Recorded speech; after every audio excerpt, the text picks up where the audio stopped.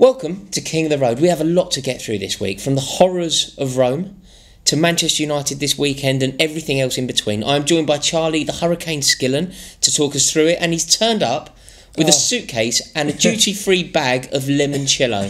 For me? I'd love to say so, mate. No, your present's in the suitcase. Okay, great. I'm knackered, Rory. You know, I've not been at home in my flat since before Bournemouth away on Saturday. You left your house and you went to Bournemouth. You then stayed the night in Bournemouth. Flew to Rome. And have come straight here. Straight from the airport to King of the Road Towers. And later on tonight you are off to Noel Gallagher. I am off to Noel Gallagher. I'm very excited about that. So you have... it's a whistle-stop tour of Europe almost, following football, fashion and music. Yeah, well, that's sort of how I like to see myself. I like it. Right, so the only place to start is the horror show of Rome. It's a city that has seen many violent acts over the years. You know, you've got the gladiators, you've got the Colosseum there, but perhaps nothing was quite as unforgiving as that performance at the Stadio Olimpico. Oh, God. It really was terrible. It really was so poor. I really couldn't quite believe how off the pace we looked. I thought Conte got the team wrong from the start.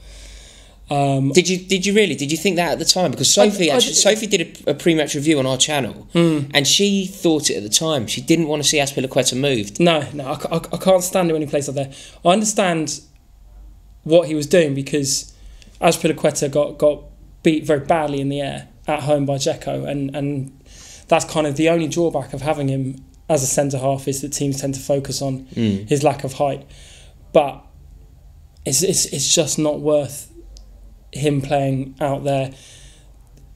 It seems so bizarre to me that the tenet on which such a successful season was built on last season was a really solid defence, everyone doing their job properly. That back five didn't change. And he seems to be changing it every game. Well, do you know what? It'd be really interesting to do the maths on this and actually work out how many combinations of a back five we've tried this season. Oh, yes. Too many is the answer. And the defending, which was kind of, as I said, was our strongest kind of asset last season, just looks... They literally don't know what they're doing. I mean, I watched some of the highlights on Twitter this morning, and some of the defending just... It's comical. We all of our three centre-halves like chasing the same bloke. Yeah, there was that one move that's been highlighted massively, and I don't think that tells a full story. I think that's a very harsh picture. It is, but I mean, there are other problems in the park. You know, Cesc Fabregas can never ever play in a defensive midfield role with only one man beside him. It just can't be done. No, he's not a man for a two. I don't think. It's not. But it's getting to the point though. It's as pointless as playing Courtois up front. He just can't do it, and what it does, whoever's playing next to him, don't get me wrong, I don't think Bakayoko had a good game, and he's not been good for a while really, but it means that someone else doing all the work. Fabregas can't actually focus on his asset to the team, which is, you know, passing and creativity, because he's got to do too much chasing when he's about as quick as I am. There was that moment, wasn't there, when he gave the ball away. He was trying to get back and he was running with lead boots on. Yeah, I mean, and look, on a basic level, our passing's got to be so much better than it has been the last few games, particularly in Rome. Just giving the ball away all over the park. No, it's not good. But a lot of people have highlighted on Twitter that Bakayoko's song is not very truthful. No, it's not an accurate song at the moment. But although it is together with N'Golo. Exactly. Yeah. So who knows whether it will remain accurate. Yeah. I think that we can be very harsh. The scoreline is obviously a harsh one. However, I think it's very important to remember that the game could have actually spun in a very different fashion. Had Morata scored that chance, had Bakayoko scored that header, suddenly you're going in at half time and it's two each. I agree, don't get me wrong. I think we played reasonably well in the first half. In fact, we kind of had the better of the possession. And also, you can't legislate for a goal like that. That goal was an exceptional hit. Yeah, it really was. It was a dazzling strike. What can you do? You can't plan for that 45 seconds into the game. And the defensive error that led to the second as well, you can't plan for that, because those mistakes will happen. Obviously, your job is to kind of minimalise that chance. But what that should do at half time is you go, right, look, take stock, we're 2-0 down, but we're playing some good stuff, we've had some good chances. You'd like to think they'd kick on in the second half, try and get one back, really put Roma under pressure that that they were under and amp it up a bit, but we were dismal in the second half. Yes, absolutely dismal. That is sadly very true. How was it anyway? How was the trip? More importantly, the trip was blinding. Never done the touristy bits of Rome, so that was really good. Went inside the Colosseum the day of the game, which was very, very good. It's one of the wonders of the world, isn't it? So it's definitely one to tick off the list. I must admit, I did actually try to leave the ground after the third goal, and there was such a backlog of people that they wouldn't let us leave. No, they never do. Could anyone get out? No. I think quite a few people got out immediately after the goal. Right. But then I think the stewards kind of realised that everyone was going to leave, so they just hemmed everyone in, and we were kept in there for like 90 minutes afterwards. It's far too long, isn't it? Yeah. It makes the whole trip such a nuisance. That. Yeah, I hate it, but I was with my dad, who really hates it, and he really gets the hump. Yeah, it's not fun. It's not fun at all. But thankfully, the wonderful Carabag have done us a massive favour. I know, that was so good. I mean, Atletico Madrid have absolutely ballsed it up, haven't they? Yeah, they really have, and it's fantastic news for us. And more to the point, I mean, the Roma fans either side of us were going ballistic when those sort of scores came through, because it means they're very likely to go through with us.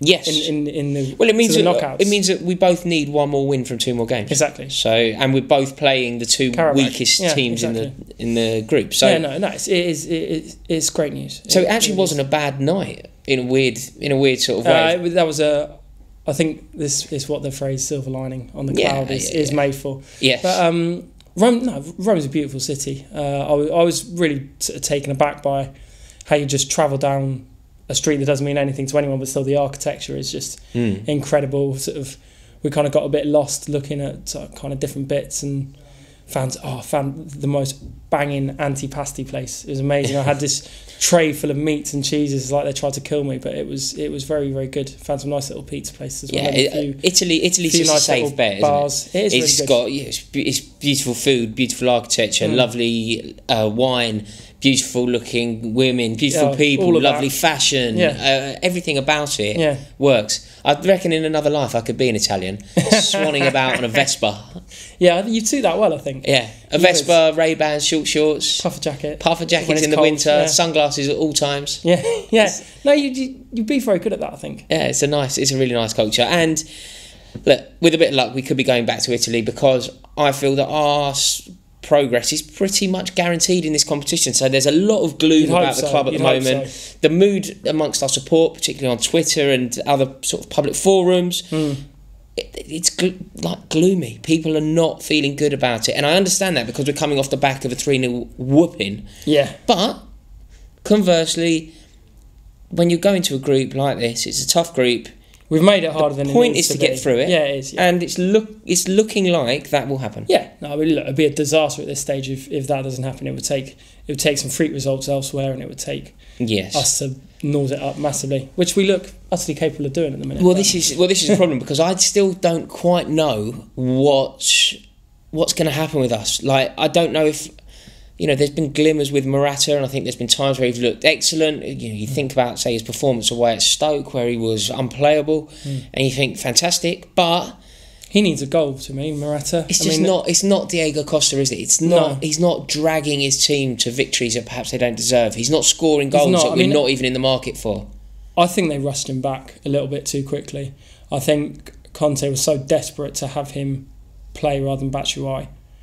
And I think it's set him back a little bit. I think he's kind of feeling the pressure a little bit. He's we knew when he came that he's not of the character that sort of deals with a load of pressure very well, and deals with kind of, like you say, having to drag the team through. He's kind of, I think, from what I've kind of read and learned about him anyway, he seems to be a player that needs conditions for him to perform, which is fine. I mean, we've invested a hell of a lot of money in him, and he is an incredible striker on his day. So obviously those conditions are worth creating, but obviously it doesn't always go your own way. Yeah, sometimes. I know, it's a shame. And I think that the atmosphere away at Rome when you're losing, it just wasn't for him, was it? And it's such an intense atmosphere there. Like, I was looking into the history of the football teams of Rome, And it's so interesting. You know, originally there were about 8 teams in Rome. This is like going, honestly, right, this is going back. Done a bit of research, incredible. I find it so interesting. And there's it's such a, do you know what happened? When they came to Stamford Bridge, their support at Stamford Bridge was so enthralling and so partisan and so loud and so passionate that I had a little read up. And I did find it fascinating because there was about eight teams in Rome. And I think in the late 20s, when I think a wave of fascism and patriotism was passing across the country. Absolutely. They decided that Rome, although it's sort of positioned in the middle of Italy, culturally it's very southern, and they want, and that represents like the true Italian feeling. Yeah, they don't get on. Exactly. They wanted the capital of the country to be a powerhouse of football, to challenge the northern superpowers. Yeah. So what they managed to do was get 8 of these teams to form one united team called AS Roma.